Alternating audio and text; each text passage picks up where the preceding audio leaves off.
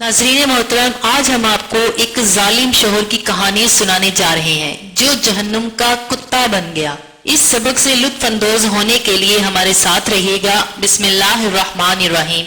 एक गांव में एक आदमी रहता था जो अल्लाह का नाफरमान और मुनाफिक था।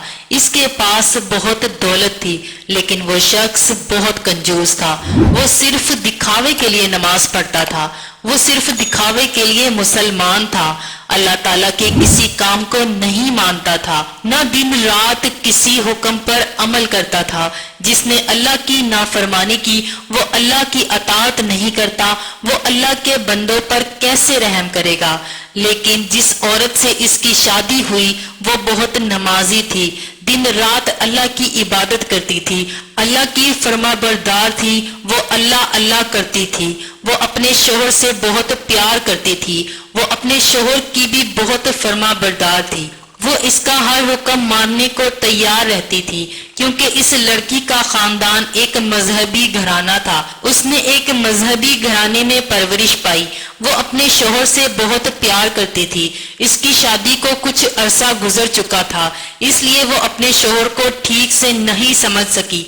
वो क्या करता है, कैसा मिजाज है, इसे इसका कोई अंदाजा नहीं था। लड़की की आदत थी कि वो अपने घर से किसी फकीर को खाली हाथ नहीं जाने देती थी। इसने अपना थैला भरा और जो भी आया उसे दे दिया। इसके शोहर को बीवी की इस आदत का इल्म नहीं था।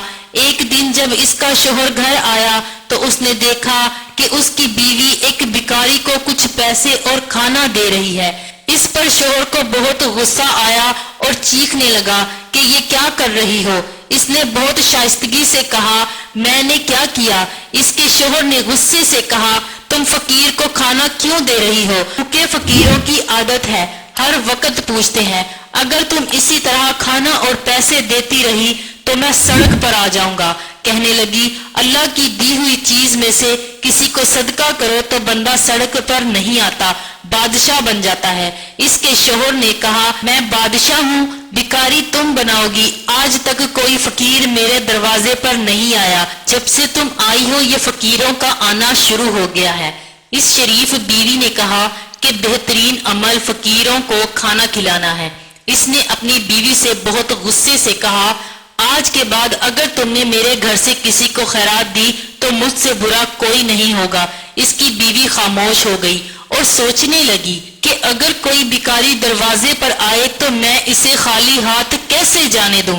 आज के बाद मैं किसी फकीर को अपने हाथ से खाना नहीं दूंगी। जब भी कोई फकीर आएगा तो मैं इसे किसी नौकर के हाथ खाना भिजवा दूंगी। इस तरह मैं अपने शोहर की नाफरमान भी नहीं बनूंगी। मेरे दरवाजे पर कोई वली या फकीर आए तो मैं अल्लाह की नाफरमान नहीं बनूंगी। इसके शोहर का रवैया इसे रोज बरोज मजीद खराब कर रहा था। वो महसूस करने लगी कि मेरा शोहर एक मगरूर और कंजूस शख्स है।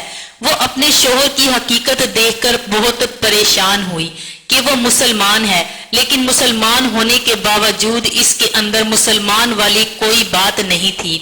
और वो दिन रात अपने शोहर के लिए दुआ करती रहती थी कि ऐ अल्लाह मेरे शोहर को हिदायत दे और इसके दिल में रहम डाल दे।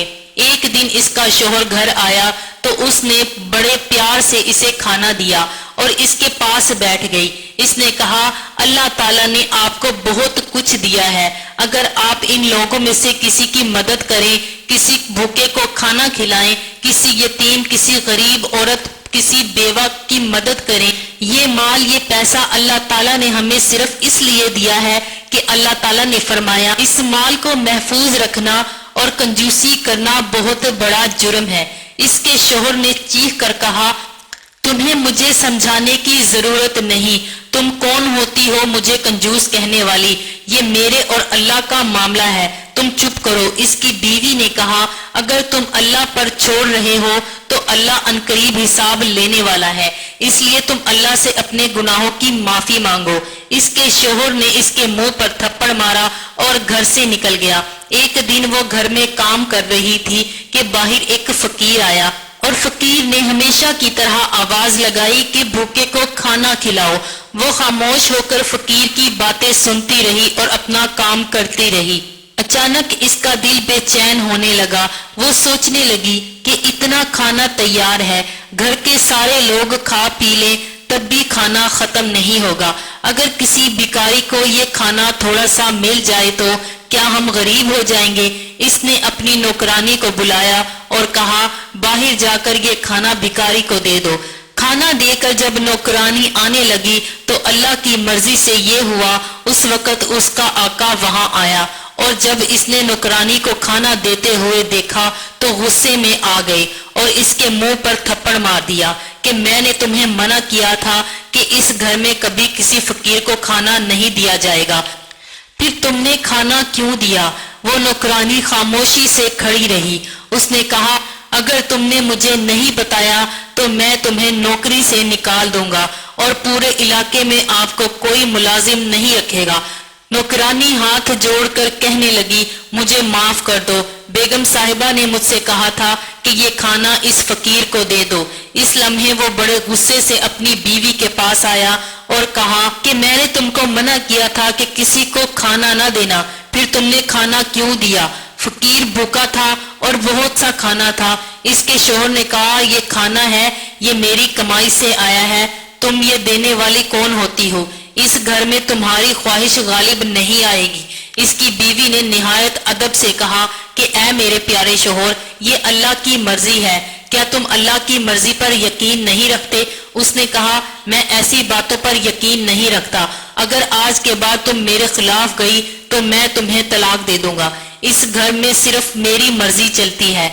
जिस दिन तुमने किसी गुलाम या मजबूर को खाना दिया तुम मुझसे तलाक याफ्ता हो, तुम मेरे लिए हराम हो जाओगी, ना तुम मेरी बीवी होगी और ना मैं तुम्हारा शोहर रहूंगा। वो वहीं बैठकर रोने लगी। क्या कह रहे हो, कैसी बातें कर रहे हो आप, मैंने सिर्फ एक गरीब लड़की को खाना दिया था, तुमने इतना बड़ा सौदा किया। इसके शोहर ने कहा, ये मेरा भी हक है जो अल्लाह ने मुझे दिया है, अगर तुम मेरे खिलाफ जाओगी तो मैं इसे इस्तेमाल करने में देर नहीं करूंगा। इसने बीवी को धक्का दिया और वहां से चला गया। वो औरत वहीं बैठकर रोने लगी। वो रोते रोते थक गई और अल्लाह के हजूर सजदे में गिर गई। इसने अल्लाह ताला से दुआ की और फिर अल्लाह ताला से दुआएं मांगना शुरू कर दी। ऐ मेरे अल्लाह, ये कैसा जुल्म है मुझ पर, अगर मैं तेरे किसी भूखे प्यासे बंदे को सिर्फ तेरे हुक्म पर खाना खिला दूं तो मुझ पर इतना बड़ा जुल्म होगा। ऐ अल्लाह, मुझे वो रास्ता दिखा जो मेरे लिए बेहतर हो, मुझे इस रास्ते पर चलने दो जो तू पसंद करता है। अगर मैं अपने शोहर को नाराज करूं तो मेरी मदद फरमाना।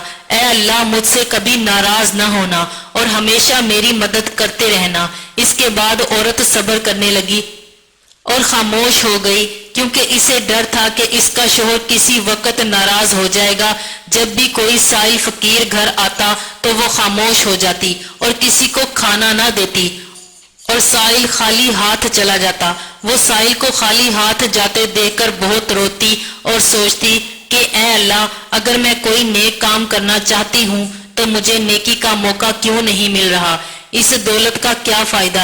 ऐ अल्लाह, मेरे शोहर को नेक हिदायत दे। मेरा दिल दुखता है जब तेरा कोई नेक बंदा मेरे दरवाजे से खाली हाथ चला जाता है। या अल्लाह, मेरी मदद फरमा। फिर कुछ दिनों के बाद ये हुआ कि एक अल्लाह वाला फकीर वहां आया और उसने आवाज लगाई कि कोई है जो मुझे अल्लाह के नाम पर खाना खिलाए। यहाँ घर तो बहुत हैं, लेकिन जो अल्लाह से मोहब्बत करे और किसी से ना डरे वही मुझे खाना खिलाए। जब उस औरत ने उस अल्लाह वाले की ये अल्फाज सुने, वो बेचैन हो गई और सोचने लगी कि अगर मैं अल्लाह के नाम पे मांगने वाले को दे दूं तो मेरा शोहर नाराज हो जाएगा। लेकिन फिर इसने सोचा कि अल्लाह का नाम लेकर मांग रहा है, ये अल्लाह का हुक्म है। इसने खाना लिया और अपनी लोंडी से कहा कि ये इसे दे आ। जब वो खाना देने गई तो वो फकीर कहने लगा, ये खाना तुम्हारे हाथ से नहीं लूंगा, मैं इस घर की मालकिन के हाथ से लूंगा। इससे कहो मुझे अल्लाह के नाम पर कुछ खास दो। नौकरानी ने जाकर सारी बात अपनी मालकिन को बताई। वो सोच रही थी कि घर में ऐसी क्या खास चीज है जो इसे दे दूं। इससे याद आया कि मेरे शोहर की एक सोने की ईंट पड़ी थी। इसने वो ईंट निकाली और खुद देने चली गई। کیونکہ وہ جانتی تھی کہ اگر اس کا شوہر اسے کسی اچھے کام سے روکتا ہے تو اللہ تعالیٰ اس سے ناراض نہیں ہوتا۔ وہ اللہ والے کھانا اور سونے کی اینٹ لے کر اپنے راستے پر چل پڑے۔ وہی اس کا شوہر ملا۔